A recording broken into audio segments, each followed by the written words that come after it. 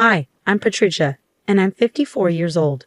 Some people might call me ordinary, but my sister-in-law thinks I'm privileged and don't understand what it's like for most people. Let me explain why. My husband Robert is also 54, and we both have full-time jobs.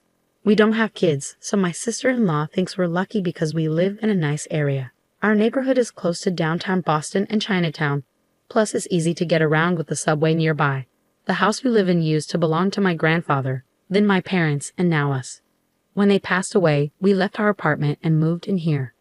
So my sister-in-law is 46 years old, which is 8 years younger than me. She often comes to visit us without her husband and their 12-year-old child. It takes her 2 hours to get here from her home, and she likes spending weekends in downtown Boston.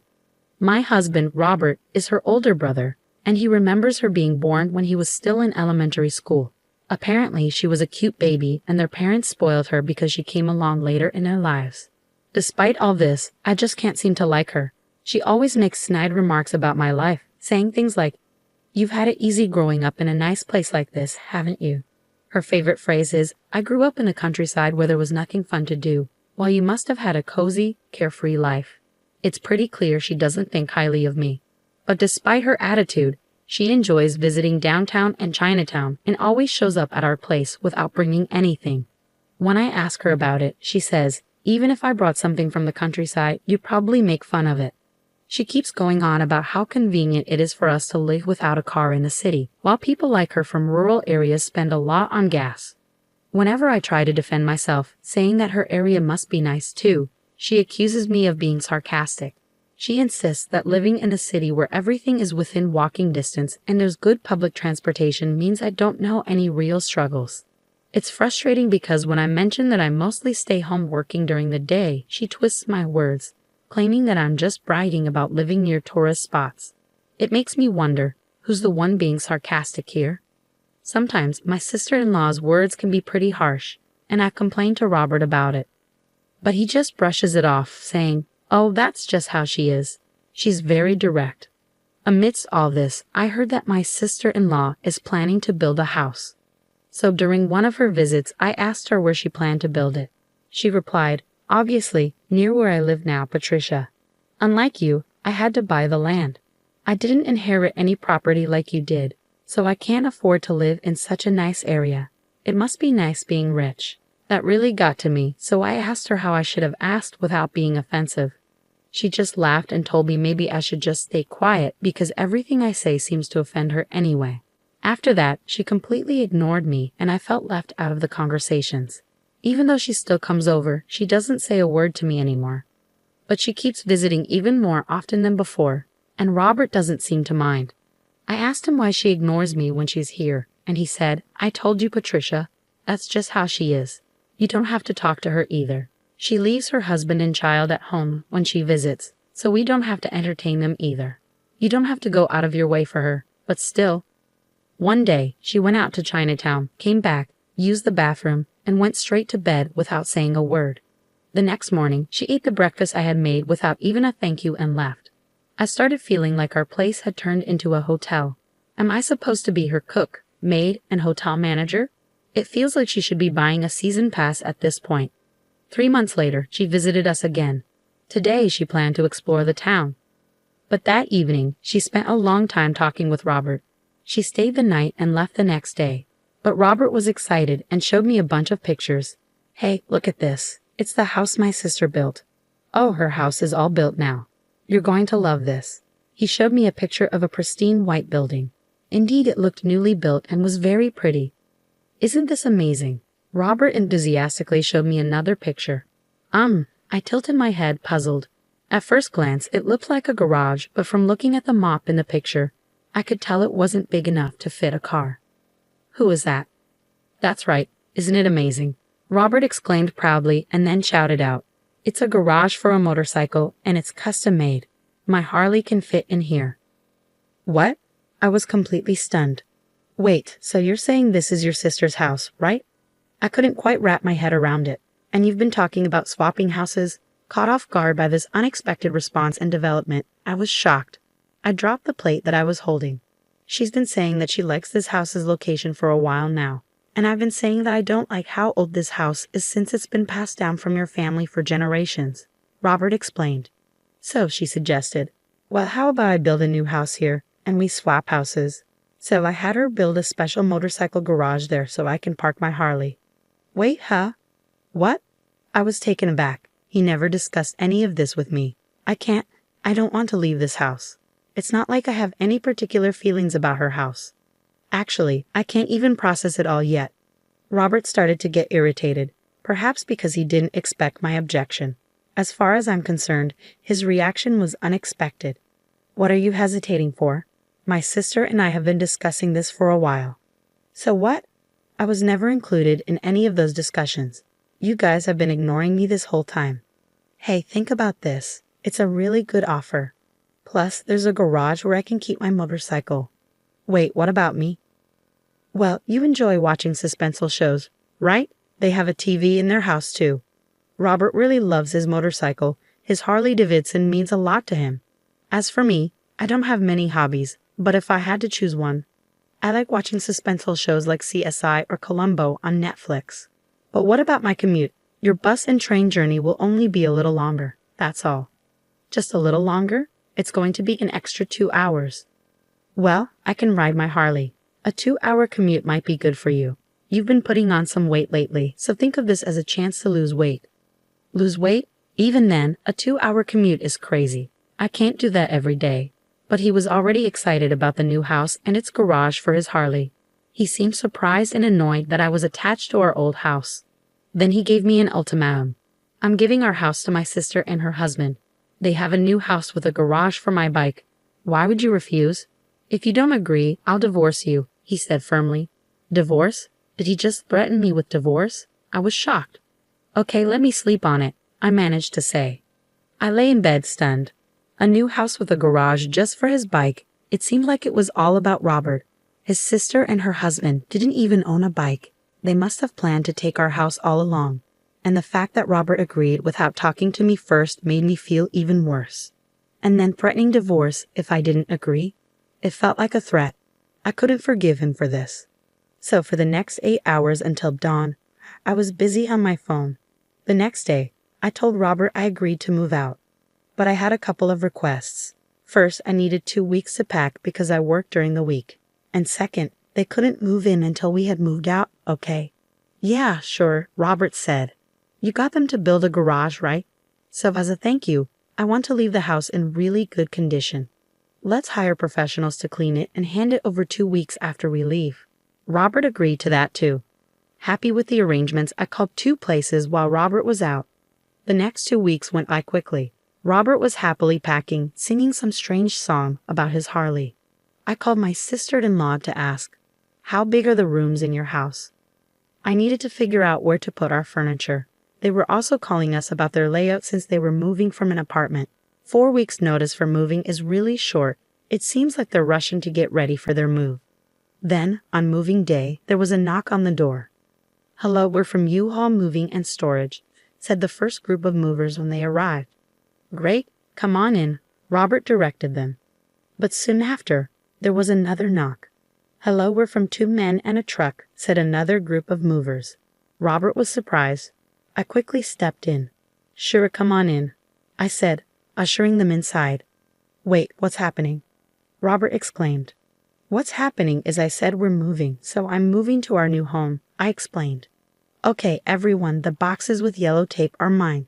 Please bring those this way. The rest can go with U-Haul, I said quickly. An hour later, I said, well, thanks for your help. I'll send you the divorce papers later. Wait a minute, Robert panicked. I glanced back. You're the one who wanted a divorce, remember? I left Robert behind and hopped into the taxi I had called. But the ride was short. Long day, huh? A man approached me.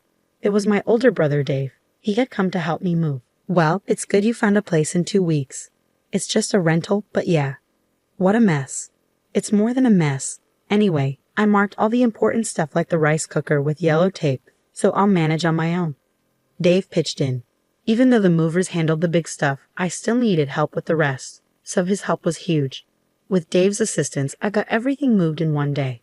All right then, give me a call in a couple of weeks, my brother said as he left. 2 weeks went by since I moved. Just as I anticipated, my phone rang. Hello, my sister-in-law said on the other end. What's happening? I stayed silent, just listening.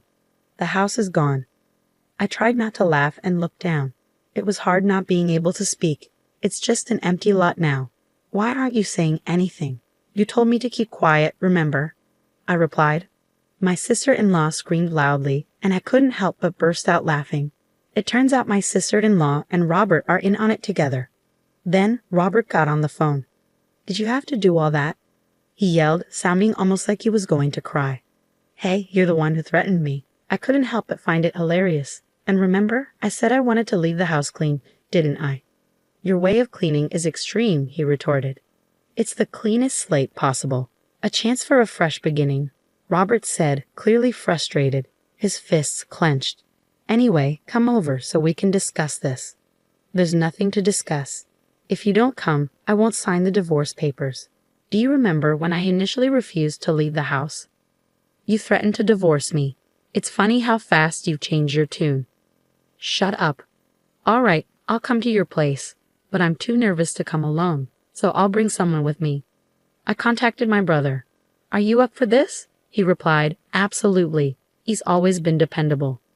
Thank you all for gathering today. My sister-in-law's husband, whom I hadn't seen since the wedding, started, almost like it was another wedding ceremony.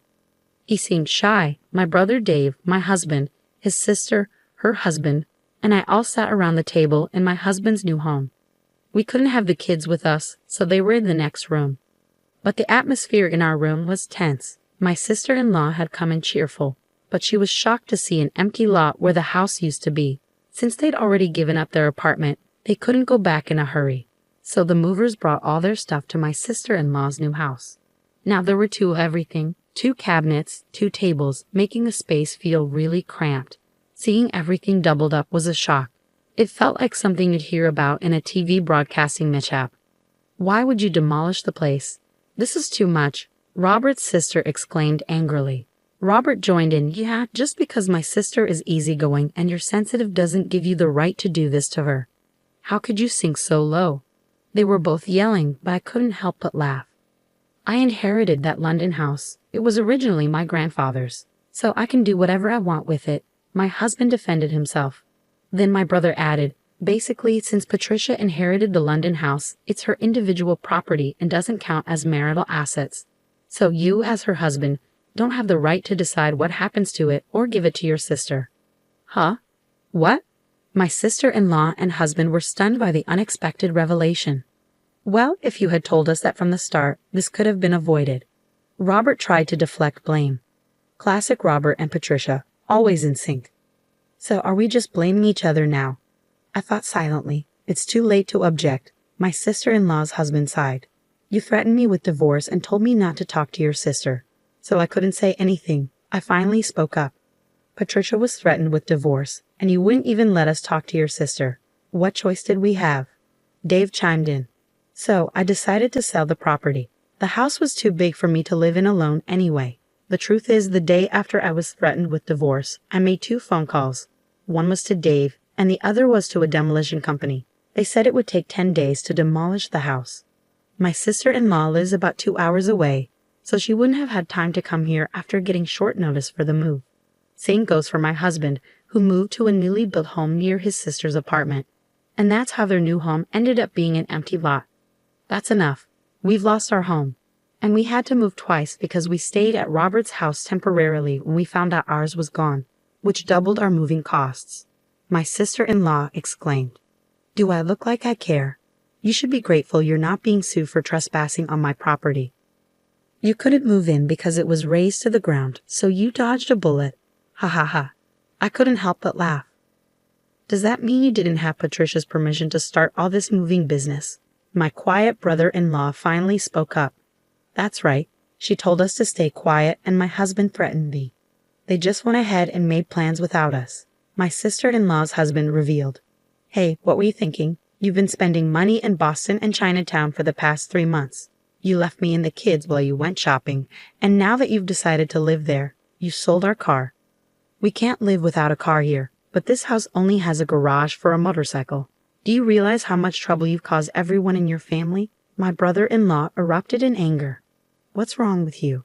My sister-in-law looked shaken. It seemed like she had never seen him this angry before. Patricia, my brother-in-law continued, this one here told me I'm going to take my brother's house and move. If you disagree, I'll divorce you. Can you believe it? It's surprising how much siblings can think alike. I was nearly bursting with laughter. I knew I'd have a sore stomach from laughing too much tomorrow. But since I'm a software engineer who can work from anywhere, and I didn't want the kids to be without their mom, I agreed to her demand. But now, seeing how things have turned out, I realize how my wife's selfishness could hurt our whole family. And what you said earlier about Robert's threat, that really woke me up. My brother-in-law took a deep breath, and looking at his wife, said, "You threatened me." Finally he declared, "Well, it's over for us too. I'll take care of and raise the kids. I'll treat your threat like a proposal." "Now it's my turn," I said, turning to my husband. "Robert, I'll also treat your demand like a proposal. We're truly done now. Goodbye." "Oh wait, if I lose the house, doesn't that change things?" Robert exclaimed. "Exactly. The situation has changed, so it's not fair to cut us off like this," his siblings both shouted. I just brushed them off. My brother-in-law said, "You guys created this ridiculous situation, got all excited, and now you're just back to square one." After that, my sister-in-law's husband and I each hired a lawyer and pursued a mediated divorce. The newly built house that my sister-in-law had built was going to go to her husband, along with custody of the kids. My sister-in-law, who was always spending money and rarely at home, often left the kids' care to her husband, even on weekends. The kids felt distant and lonely, but now that they're living with just their father, they say they're happier because they know their father will always be there for them. The new house ended up belonging to my sister-in-law's ex-husband because she couldn't afford the mortgage payments. It was shocking that she could spend money in Boston every 3 months without having any income. Her spending habits didn't change, and she ended up buried in debt. The motorcycle garage was going to be torn down to make space for a parking lot. My ex-husband, who had been working all this time, couldn't afford to keep his Harley after the divorce. Losing his bike and his hobby, he turned to alcohol to cope with his frustrations. I turned the empty lot where our house used to be into a parking lot. Being near Boston and Chinatown allowed me to charge high prices for parking, which became a steady income. With that money, I bought a cozy one-bedroom apartment. Sitting in front of the TV, I smirked as I watched my favorite show, CSI, with a beer in hand. I enjoyed a relaxing evening in my pajamas, with snacks and no interruptions. It was the perfect way to unwind after a long day.